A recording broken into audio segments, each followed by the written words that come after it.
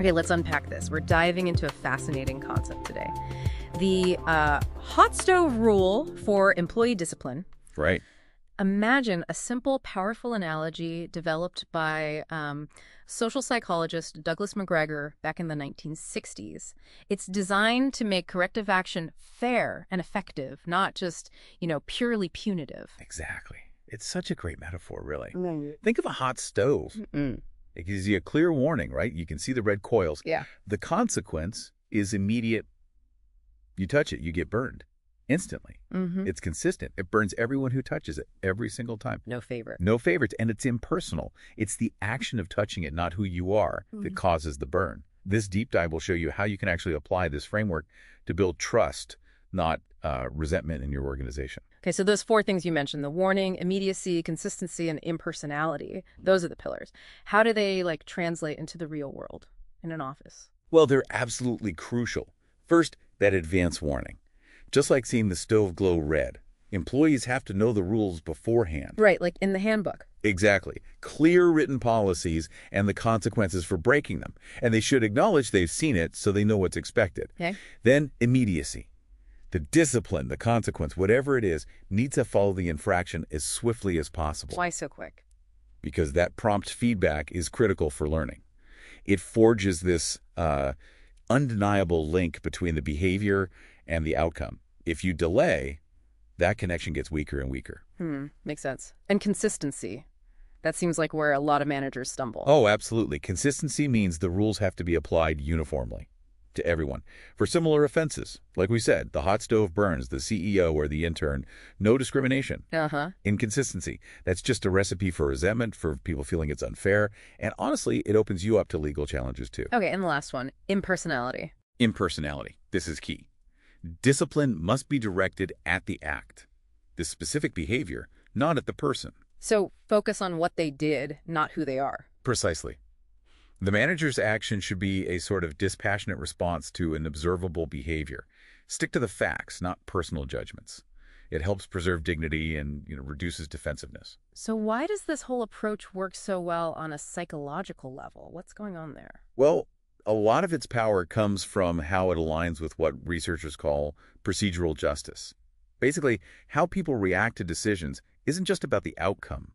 It's hugely influenced by the process. How the decision was made. Exactly. Yeah. If the process feels fair, people are much more likely to accept the outcome, even if they don't like it. It taps into those fair process principles Kim and Mauborn talk about. Engagement, letting employees have some input. Okay. Explanation, clarifying why a rule was broken and why it actually matters. And expectation clarity, defining what's needed going forward. That sounds like it really builds something important, like trust. It absolutely does. When the process is clear and fair, predictable, it boosts what Amy Edmondson calls psychological safety. Okay, psychological safety. How does that connect? Well, clear boundaries, predictable consequences. Yeah.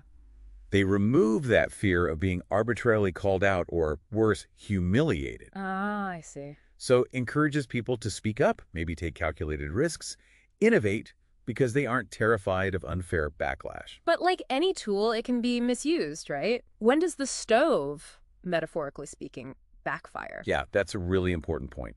It backfires when managers make common errors.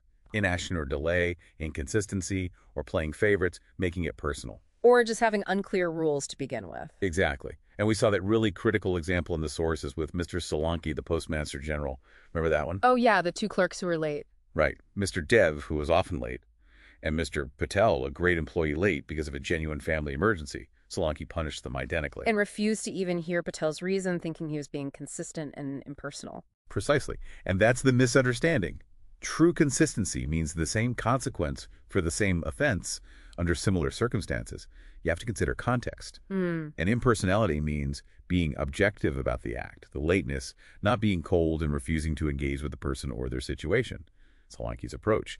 It killed motivation for his good performer and just bred resentment among the staff.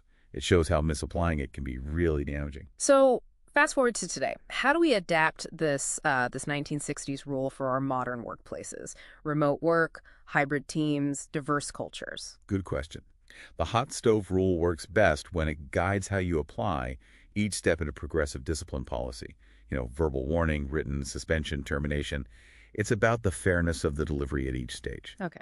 And for remote folks? It means you need exceptionally clear written policies about remote expectations. Immediacy might mean using video calls for quick feedback. Consistency has to focus more on measurable outputs to avoid presence bias, favoring people you see in the office. Right, judging the work, not just the visibility. And culture. Super important. The core ideas, warning, immediacy, consistency, and personality, are pretty universal.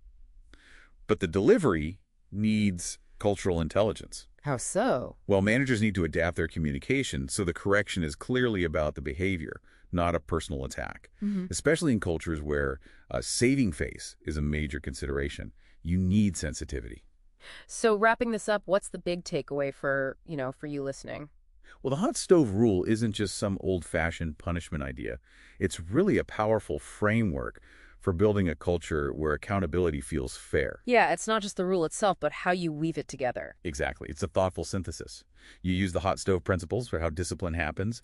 You embed that within a clear progressive discipline policy.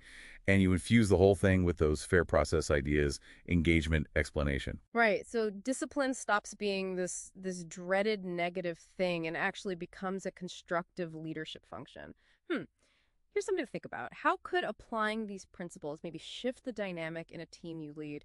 Could it turn those potentially difficult conversations into moments that actually build trust and that psychological safety we talked about? Something for you to consider.